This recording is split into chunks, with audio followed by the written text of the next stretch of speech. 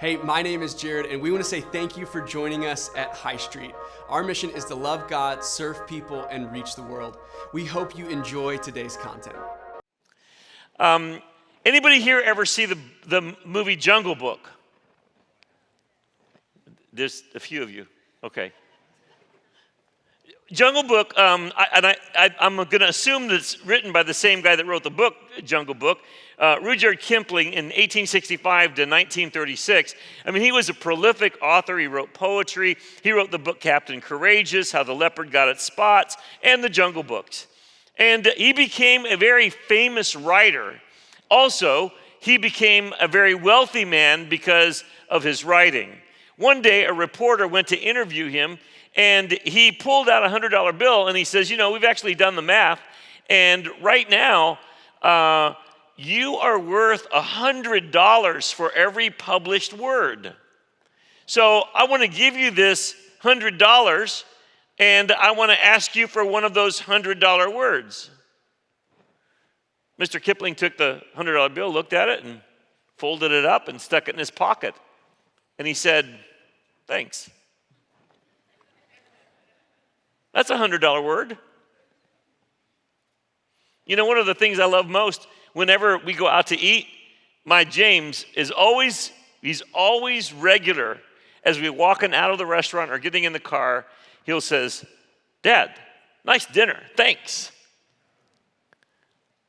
When someone says thanks, it draws you together. That's a connecting point. Gratefulness is so important. We were made for gratitude. We need to receive gratitude. We need to give gratitude. Gratitude is absolutely a powerful thing in our lives. And so today, I want us to go beyond just hearing a few messages on gratitude, and I want to invite you to be involved in a process of making gratitude a part of your life. So we've got a couple things. First of all, I want you to get a gratitude journal.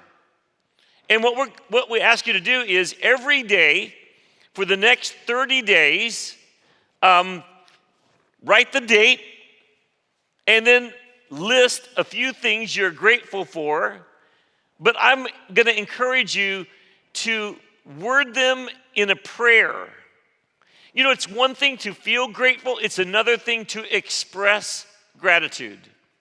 So think of 2 or 3 things every single day and just write a simple prayer to God. Dear God, today I want to thank you for, and then just list out the few things that you have. It will change your life. And then in the front of this, there are the verses that we're going to be memorizing together. And I want to encourage you to go ahead and memorize them. Today, the verse is Psalm 136 in verse 1. And read it with me because that's the first step in memorizing. It goes like this. "Oh, give thanks to the Lord, for he is good, for his mercy endures forever." Come on, I know you're muffled because of the masks, some of you. And let's say it again. Here we go. "Oh, give thanks to the Lord, for he is good, for his mercy endures forever." There are many verses throughout the Bible where we are instructed to remember to express gratitude to God. It's a centerpiece of our relationship with God, to thank him for what he does and for who he is. So first of all, let's take a look at the power of gratitude. There is even a science of gratitude. Did you know that? From a secular academic point of view, Dr. Robert Emmons from UC Davis is an expert on the science of gratitude. He says that gratitude can lower blood pressure, improve immune function, and facilitate more efficient sleep. Gratitude reduces lifetime risk for depression, anxiety, substance abuse disorders. Gratitude works because it allows individuals to celebrate the present and to be an active participant in their own lives. By valuing and appreciating friends, oneself, situations, and circumstances, it focuses the mind on what an individual already has rather than what is absent and is needed. And then he says this: gratitude blocks toxic emotions such as envy, resentment, regret, and depression, which can destroy our happiness. Emmons says it's impossible to feel envious and grateful at the same time. There is something powerful about gratitude. Brother Stendhal Rast is a TED Talk speaker, and he says this: we're not grateful because we are happy. We are happy because we are grateful. Let me say that again. We're not grateful because we're happy. We're happy because we are grateful. If you want to increase your happiness, if you want to dispense with the depression, the anxiety, and the sadness of life, academics are telling us you need to move into a greater routine of gratitude. At Duke University, Dr. Murali Doraiswamy is the head of the Division of Biologic Psychology. And he's done a lot of research on the effect of gratefulness. He writes that being thankful can be used to enhance wellness. It impacts mood neurotransmitters, reproductive hormones, social bonding hormones, cognitive and pleasure-related neurotransmitters, inflammatory and immune systems, stress hormones, cardiac and EEG rhythms, blood pressure, and blood sugar. One of the most well-known practices uncovered from this research is what is called the 3 blessings exercise. And then here's how you do it. Each night before going to bed, you write down 3 good things, ordinary and extraordinary things that happened to you during the day. Studies revealed that those who continue this exercise for 1 week straight can increase their happiness and decrease depressive symptoms for up to a 6-month period. He goes on to say this: if thankfulness were a drug, it would be the world's best-selling product and a health maintenance indication for every major organ system. Gratitude is powerful. It will affect you in many ways. Dr. Paul Mills, he's a professor of family medicine and public health. He specifically did a research on 186 men and women whose average age was 66, each of which had some kind of damage to the heart because of either sustained high blood pressure or a heart attack or some kind of an infection in the heart. And he did the same thing. He asked them to increase their gratefulness, and he noticed a big improvement. He took 40 of these people and he asked them to write out what they were grateful for every single day. 20 of them he asked them to keep the journal. 20 of them did not. At the end of the experiment, those who kept the journal and wrote about everything they appreciated, from their children to their spouses, thankful for friends and pets and travel and jobs and even good food, they saw an improvement in their heart condition. Because gratitude is powerful. How about for kids? Jeffrey Froh and Giacomo Bono actually wrote a book entitled Making Grateful Kids. Anybody here have any kids or grandkids? Raise your hand. Now you notice I'm throwing in grandkids now because I got one. What are you doing to put into your kids' life gratitude? This is what they had to say.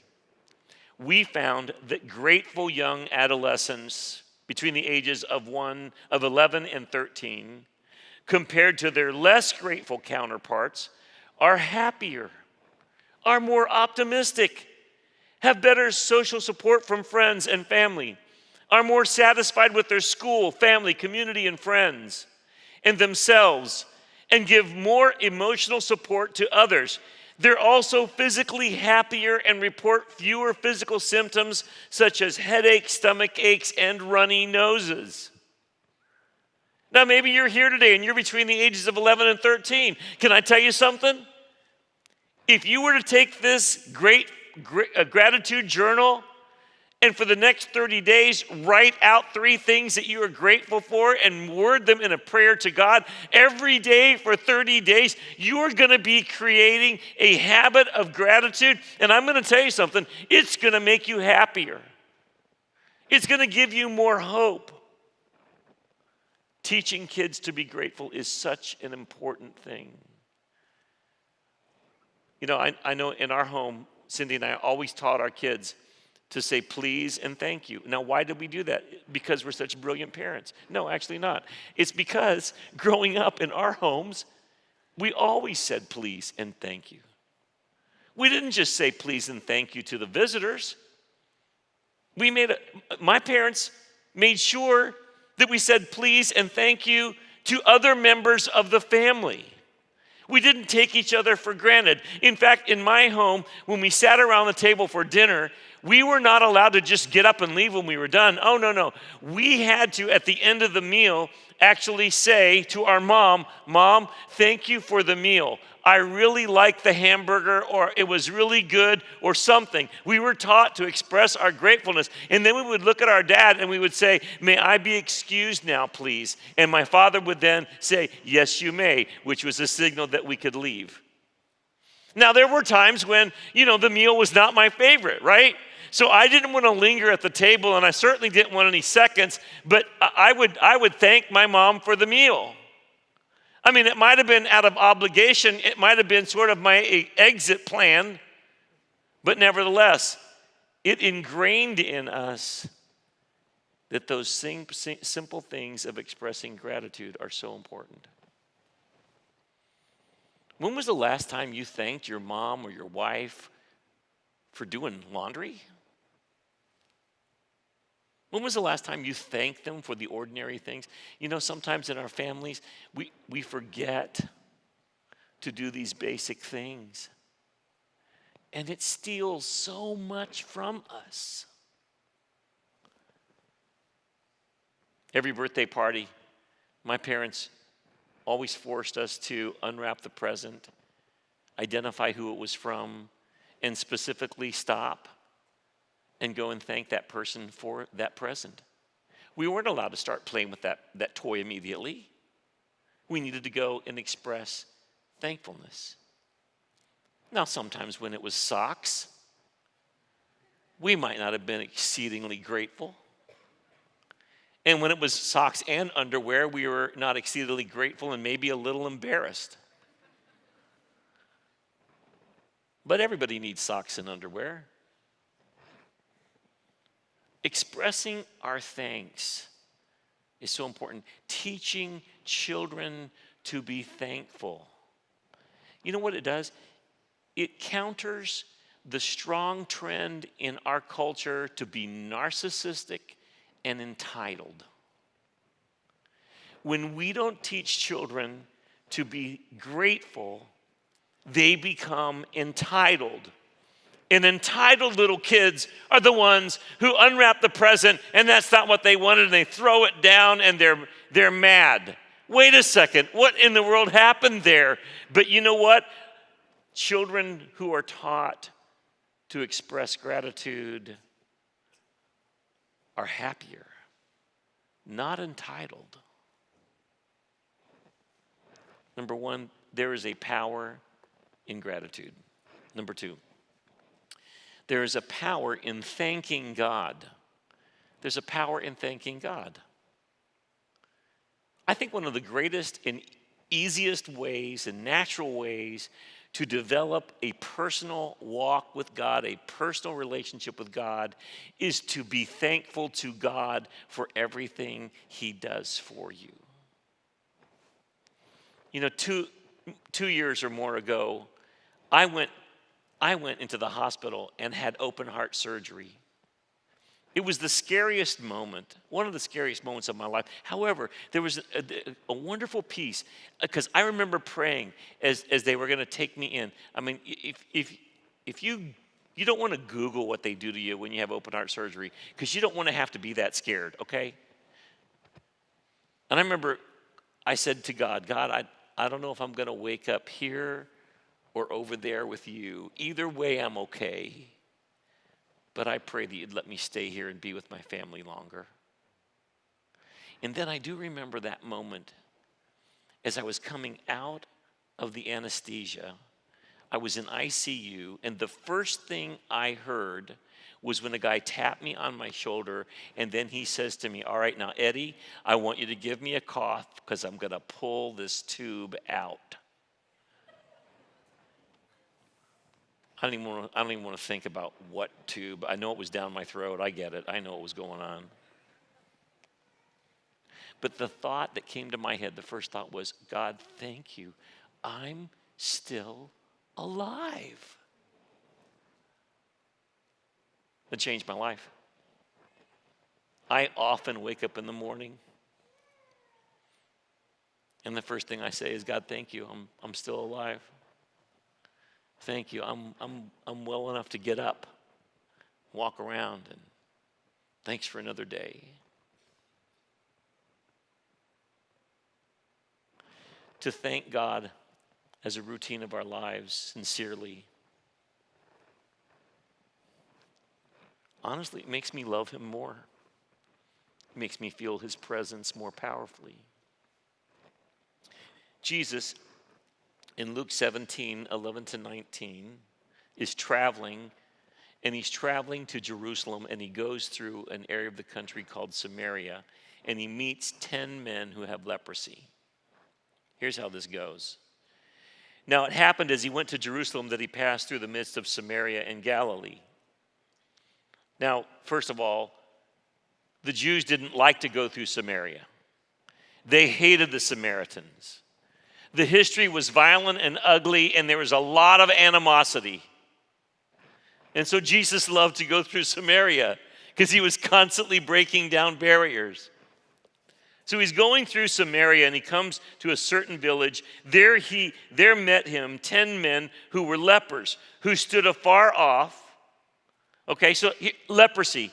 If you had any kind of a skin disease, you were instructed.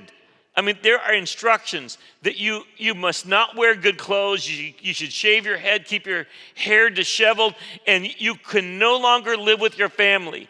You can't hug your kids. You can't eat with your family. You have to leave. You have to leave. You have to go outside of the village, and the only people you can be with are other lepers. It is an awful life of a slow death and constant rejection. And these 10 lepers, they were together because nobody else would be with them. And they see Jesus, and then they cry out to him, Jesus, Master, have mercy on us. So when he saw them, he said to them, go show yourself to the priests. And so it was, as they went, they were cleansed. Now, what would happen was if you started to recover, and the skin disease started to clear up, you would go to the priest, and he would look at it, inspect it, and he would declare that you are now okay to go back to home to resume your normal life. The priest was kind of the dermatologist of the day, okay? Jesus says, all right, go show yourself to the priest. Now, I'm going to just say, at that very moment when he gave that instruction, they still had leprosy. And it says that as they went, they were cleansed. As they went, they were cleansed. Do you know how God often does these miracles? He requires faith and obedience, and then the healing comes. A lot of times we are telling God, you do this and then I'll believe. You know what God says? No, you believe and I'll do it. Story after story in the Bible. Moses is, He's up against the Red Sea. The Egyptians are behind him. They're ready to kill all of these people. And God says, okay, I'm gonna make a way through the Red Sea. Okay, what do we do now? Because there's still a big body of water in front of us. Tell the priests to put their feet in the water. What? Are you kidding me? Well, there's still water there. Yeah, that's how I work. The priests put their feet in the water, and the water began to dry up. Obedience and faith often come before the miracle. You might be one step away from a miracle, but you've got to act on faith and obedience.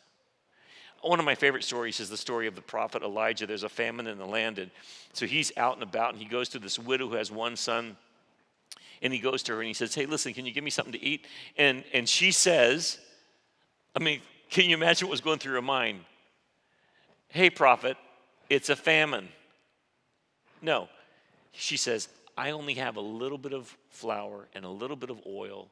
I am right now going to make our last meager meal. My son and I will eat it, and then we will die. The prophet says, okay, but give me something first. What an audacious request. She makes something, and he gives it to the prophet first. And then she goes back, and there's still some flour. There's still some oil. She makes it for herself, for her son, and they eat. And in that story, after her act of obedience and faith, the flour and the oil never were used up until the end of the famine. I have people tell me, well, I would give to missions, I would tithe, but I just don't have enough money. I do my budget, I get to the very bottom, there's nothing left for me to give to God. And you know what God is always going to say to everybody in this room? Oh, is that the way you think it works? No. Here's the deal. You give to God first, and then he provides. But when you make him the end, you never get to the miracle. You never get to the abundance. We should be obedient. So these lepers, they went. And as they went, they were healed. Verse 15. And one of them, when he saw that he was healed, turned and with a loud voice glorified God. And he fell down on his face at his feet, giving him thanks, and he was a Samaritan. Jesus answered and said, were there not 10 cleansed? But where are the 9? Were there not any found who returned to give glory to God except this foreigner? And he said to him, arise, go your way, your faith has made you well. So in this story, 9 of them went. And what were they doing? They were showing themselves to the priest. They were going home for the first time. They were going to eat with their family and hug their kids and kiss their wives. They were busy. Life was going to go on. They weren't walking dead men anymore. But out of the 10, only one of them turned around and went back to Jesus. And he fell on his face and he thanked him. This story, you know what it says to us? Where are you in this equation?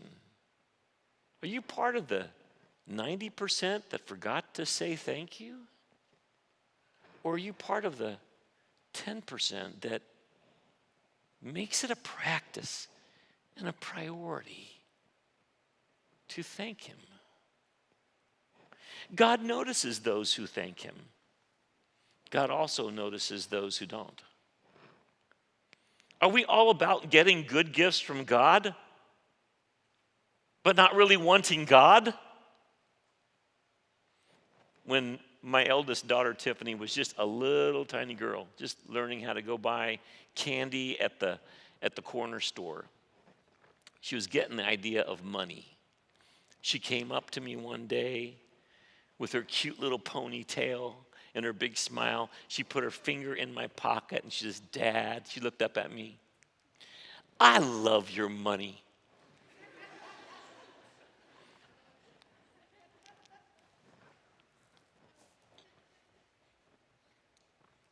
Now, honestly, I wasn't offended. I thought it was kind of funny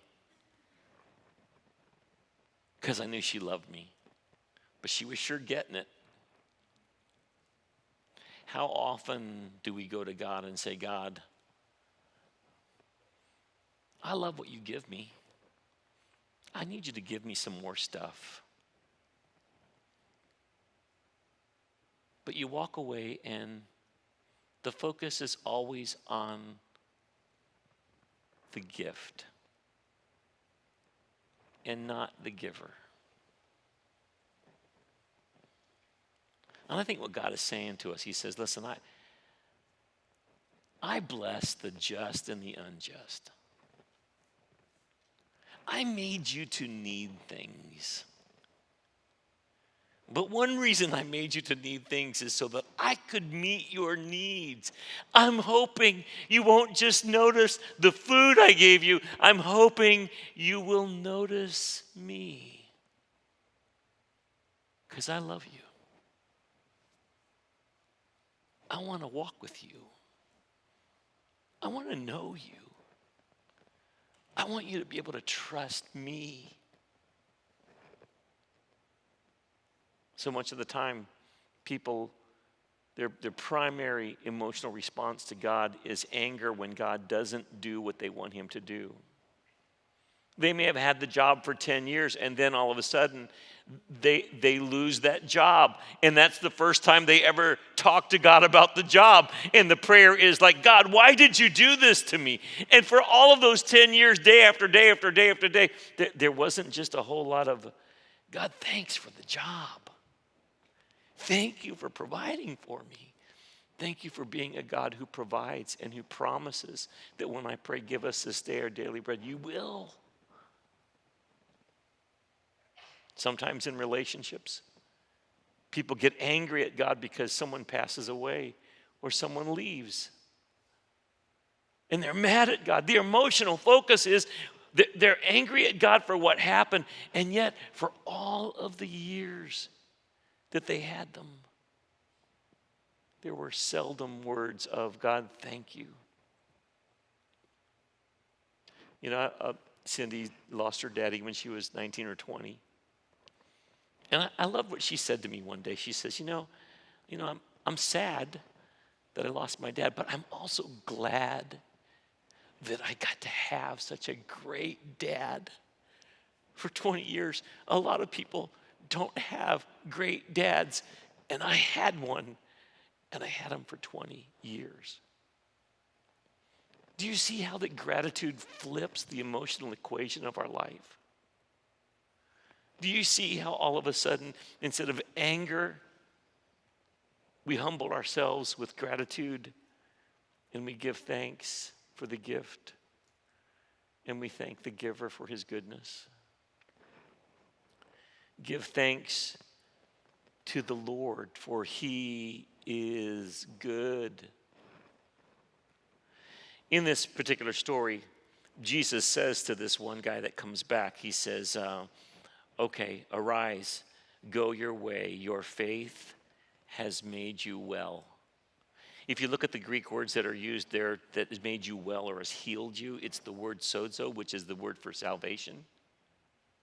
I mean, this guy he was physically well, but Jesus says to him, you know what? You came back to me because you want to know me, because you want to thank me.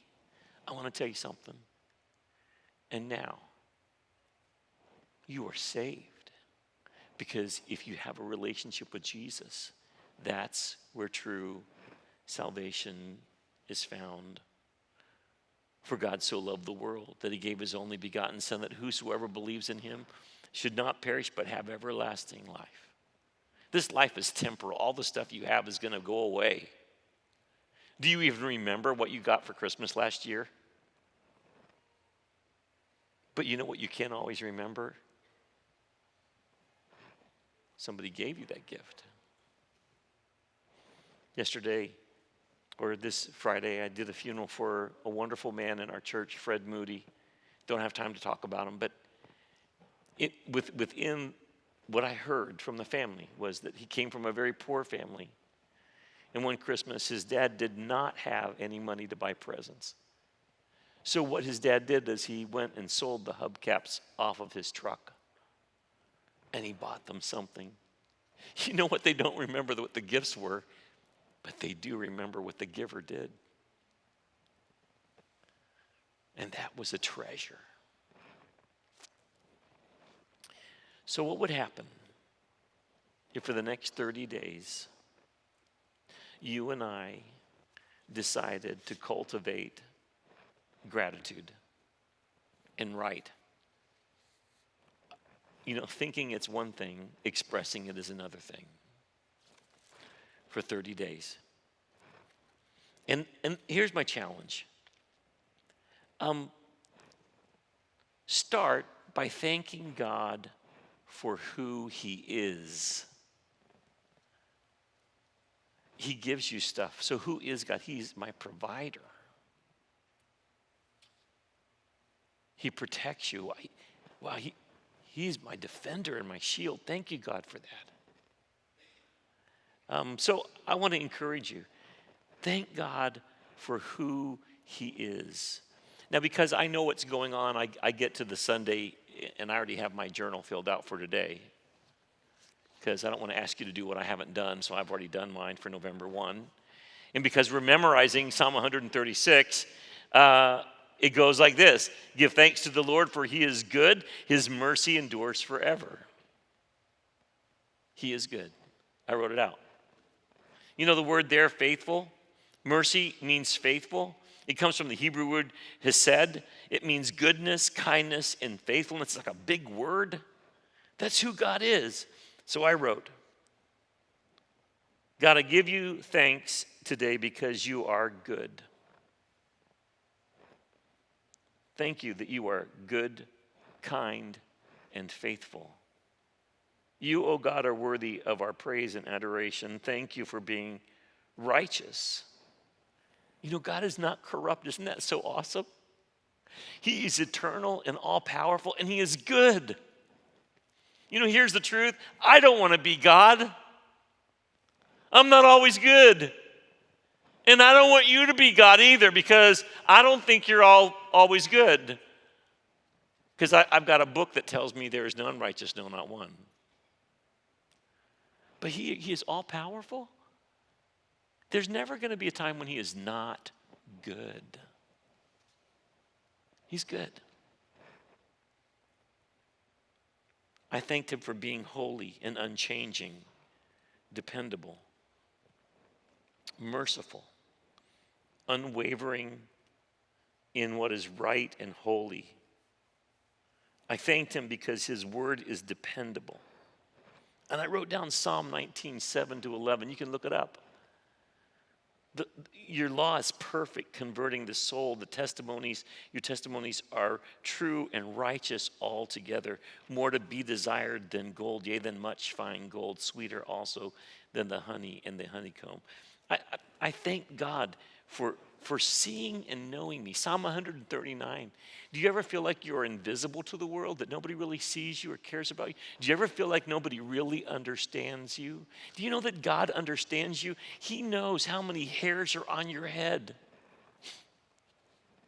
You know, some of you, it takes him shorter time to count that. But anyway, he does know. He knows you. Do you ever feel like nobody understands me? God does. Psalm 139, you should read it. He knows my thoughts from afar. He sees me standing up and sitting down. He's incredible. So thank God for who he is. Let gratitude bring you into a daily, regular, real-time relationship with God who is good. I just want to end with this story. There was a man in our church, and he and his wife, they served for decades. His name was Ralph Birch. He was an incredible guy. And I remember when I would talk to Ralph, I would say, so tell me about when you accepted Christ. He would say, well, Pastor, and then he would be so overcome with emotion. He would choke up and he never could get very much out. All he would say was, I'm just so grateful. The Lord brought me back from the war and then let me get saved. If I had died in the war, I wouldn't have been saved. When I sat with the family, it was a beautiful story about how he and his wife met in high school. They got married because he knew he would be drafted immediately. So I think they were 17 when they got married. He was the first guy in his high school to have a car. That's pretty awesome, right? He said, he said one day to this Darlene, he said, I'm visualizing a little old white-haired lady that I'm going to love. And that's you. That was beautiful. And then they talked about how that he went immediately after they were married. He was called to war. And he was trained. He didn't know what he was trained for. Turns out they were training him for D-Day. He was pushed off a ship into the water on D-Day. And he didn't know how to swim, almost drowned, carrying 40 pounds of gear. He says, I don't know how I made it to the shore, but I did. And then the bullets were flying all around me. People were dying. He says, after I got past D-Day, we were taken captive by the Germans. He was a POW, and they were immediately brought to a place called Starvation Hill. And for 6 weeks, they were fed nothing. And he got down to under 100 pounds. And then he came back to the States eventually. He heard the gospel and he gave his life to Jesus. And his overwhelming feeling as I talked to him always was that he was so thankful for all God had done for him.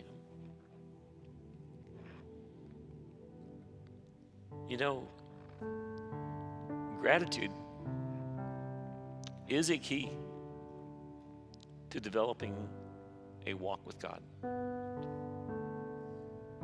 So I want to ask you, take the challenge. Take the challenge.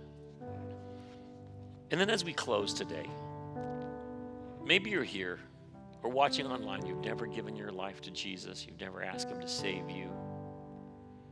There's never been that conversation between you and him, and you'd never ask him to forgive you of your sins and come into your life. I mean, to establish that connection, that relationship with the God who made you is what your soul is looking for.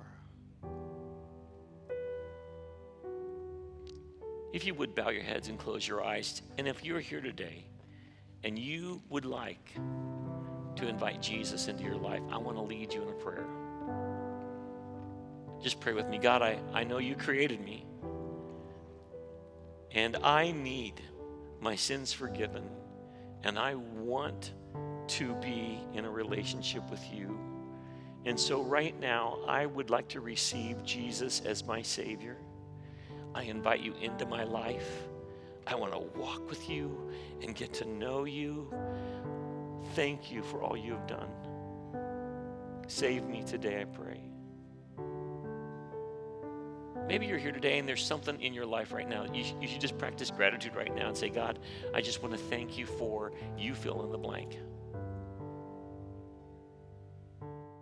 Hey, thank you so much for joining us today. If you've made any decisions, text the word prayed to 94,000 and we would love to connect with you. Thanks for joining us today, and we'll see you next time.